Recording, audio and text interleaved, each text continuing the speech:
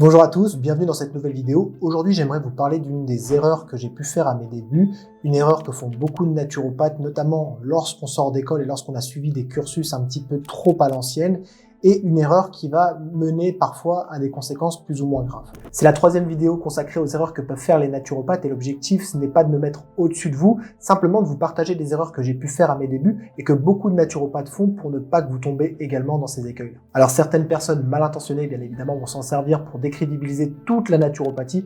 Au contraire, l'objectif, c'est de se remettre en question pour pouvoir améliorer notre pratique. Et l'erreur dont je vais vous parler dans cette vidéo, c'est cette volonté qu'ont les naturopathes de tout associer à la détoxication. Et avant d'aller plus loin dans cette vidéo, n'oubliez pas de vous abonner si ce n'est pas déjà fait, un petit like si la vidéo vous a plu et un commentaire pour pouvoir booster l'algorithme et bien sûr poser toutes vos questions. Alors pourquoi vouloir détoxifier, détoxiner systématiquement quand on est naturopathe ? Eh bien pour comprendre cela, il faut revenir en détail sur la doctrine naturopathique. En naturopathie, on a une vision de la santé qui peut être un petit peu différente de la médecine allopathique, même si quand on creuse un petit peu, finalement, on dit plus ou moins la même chose. Et dans quasiment toutes les médecines traditionnelles, on retrouve à peu près les mêmes principes. Alors en naturopathie, je vous le rappelle, si vous ne les connaissez pas, c'est le vitalisme. Le vitalisme, c'est cette idée que on a une énergie vitale. Alors on pourrait imaginer que c'est en lien avec nos hormones, notre système nerveux, si on veut absolument avoir une vision biologique de la santé. Et je pense que c'est indispensable de ne pas dissocier les deux. Donc on a cette énergie vitale qui permet de mener à bien les processus de l'organisme et la santé va s'exprimer au travers parfois de symptômes. Et les symptômes, l'objectif, c'est de ramener le corps à un état d'équilibre. Finalement, le symptôme, c'est l'expression d'un déséquilibre qui essaye d'être corrigé par cette énergie vitale. Ensuite, on a le causalisme. Le causalisme, c'est cette idée que chaque symptôme, chaque problématique que notre corps essaye de nous transmettre, finalement, c'est la conséquence de quelque chose. Cette cause, elle peut être également liée à la conséquence de quelque chose supérieur. Et l'objectif du naturopathe, c'est justement d'identifier ces causes lorsque c'est possible et de les corriger. On traite les causes pour agir sur les conséquences, donc les symptômes. Autre principe, c'est l'holisme, c'est-à-dire la vision holistique, voir le corps non pas comme un individu fait uniquement de cellules, mais également avec une dimension psycho-émotionnelle, vivant, évoluant dans un environnement qui lui est propre. Et on a d'autres principes comme l'humorisme et comme l'hygiénisme, et je ne vais pas revenir en détail sur cela. Et en naturopathie, l'objectif, c'est de maintenir un état d'équilibre au niveau de notre santé entre les sources de pollution internes ou externes et notre capacité à les éliminer. Alors bien sûr, ça ne se limite pas à ça, mais ça c'est un des grands principes de la naturopathie, veiller à garder un bon équilibre toxémique. Alors les toxines, ça peut être plein de choses, ça peut être des choses que l'on absorbe, ça peut être des déchets que nos cellules vont produire, que nos organes vont produire, ça peut être donc des déchets liés au métabolisme énergétique, ça peut être des substances environnementales, bref, tout un tas de choses qui pourraient potentiellement nuire à notre santé si on ne les élimine pas correctement. Et justement, pour éliminer tous ces déchets, on a des organes qu'on connaît très bien, évidemment, le foie, les intestins, mais aussi la peau, les poumons, les reins à travers l'urine. Ces organes vont éliminer des déchets. Et en naturopathie, on appelle ça les émonctoires. Et soyez patient, vous allez comprendre tout de suite où je veux en venir. Donc, en naturopathie, au travers de certaines cures, on va chercher à soutenir les capacités d'élimination de l'organisme.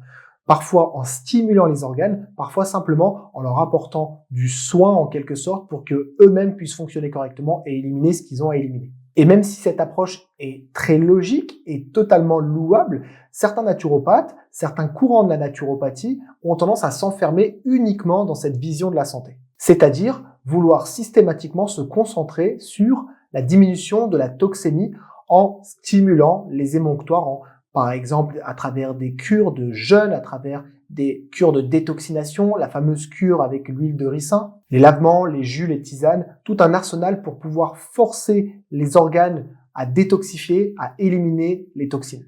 Alors là, je rentre pas dans le débat est-ce que ça marche ou pas, mais plutôt dans l'idée que finalement réduire la santé d'un individu à sa capacité à éliminer ou pas les toxines, c'est extrêmement limité et c'est pour ça que beaucoup de personnes n'ont pas les résultats escomptés lorsqu'ils consultent des naturopathes qui voient la santé uniquement à travers cette vision. Alors j'en vois venir certains qui vont se dire mais la détoxination ça n'existe pas, la détoxication ça n'existe pas, en tout cas on peut pas stimuler la détoxication, j'avais entendu Michel Simès qui disait ça, bref.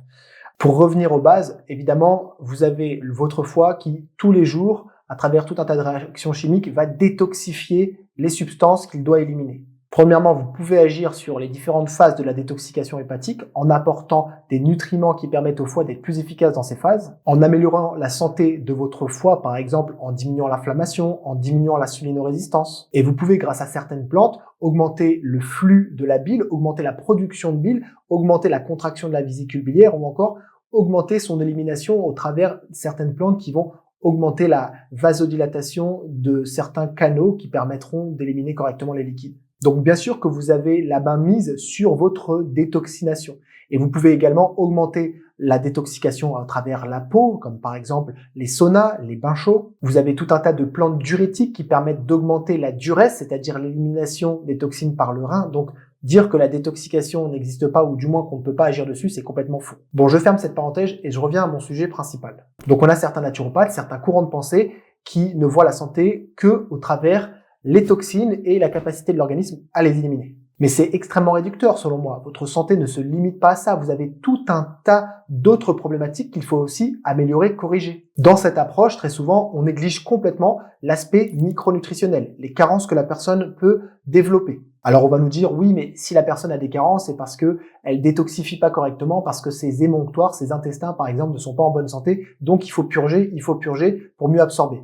Alors bien sûr, c'est vrai, mais dans une certaine limite. Une personne qui a une grosse carence, par exemple en vitamine D, ça n'a rien à voir avec une purge. Et tout un tas d'autres nutriments que la personne ne pourra peut-être pas obtenir dans son alimentation. Et d'ailleurs, très souvent, ces courants de pensée vont amener les gens à jeûner, et à jeûner n'importe comment, ce qui va générer tout un tas de carences. Ce qui va aussi avoir tendance à générer des troubles du comportement alimentaire avec des aliments qui vont être complètement diabolisés, ce qui peut générer tout un tas de déséquilibres micronutritionnels, et c'est souvent les protéines animales qui sont boudées, et surtout la viande. Donc on a des gens qui deviennent qui s'amaigrissent, qui perdent en masse musculaire, qui perdent en force, qui n'ont plus suffisamment d'apport en acides gras pour pouvoir faire fonctionner correctement leur système nerveux, leur système hormonal également. Et on a toutes les carences micronutritionnelles qui vont aller avec ce courant de pensée, car très souvent, on a des personnes qui vont être forcées, en tout cas, conseillées fortement à jeûner, purger, supprimer tout un tas d'aliments, et très souvent, ça va les mener vers des courants comme le frugivorisme, le crudivorisme, donc des régimes végétaliens, crus, avec un système digestif complètement épuisé. Et j'en récupère toutes les semaines des personnes qui viennent complètement épuisées, vidées de leur énergie, qui ont suivi ce genre de courant de pensée.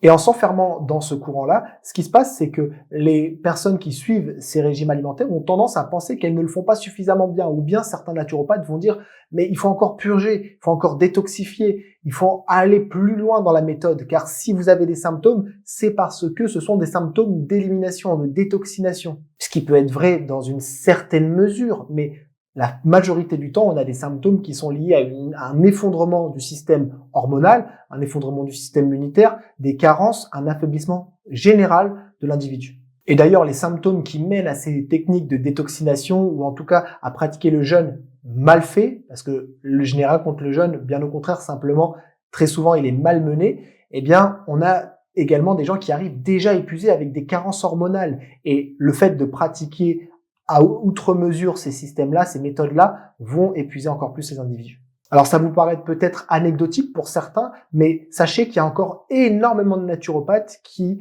pratiquent au travers de cette vision dogmatique et uniquement au travers de cette vision. C'est ce que j'appelle la naturopathie à l'ancienne, mais pas la bonne naturopathie à l'ancienne avec les principes qui devraient traverser les millénaires, plutôt une dérive qui a pu avoir lieu dans les années 60, 70, 80 et qui était d'ailleurs dénoncée par le professeur naturopathe Robert Masson. En fait, le problème, c'est qu'on a des techniques qui seraient très intéressantes lorsqu'elles sont utilisées à bon escient dans des cadres très spécifiques et on les généralise, et ça revient à la vidéo que j'ai fait la semaine dernière que je vous invite à regarder qui s'affiche juste ici. Allez, j'ai beaucoup parlé. Je vous laisse me dire en commentaire si ça vous est déjà arrivé de tomber par exemple sur des naturopathes qui vous ont donné des conseils peut-être trop drastiques, avec peut-être une vision unique de la santé, dogmatique, avec des recommandations qui vous ont mené à l'épuisement. Dites-moi aussi en commentaire si vous avez des questions, et un petit like si vous avez apprécié la vidéo.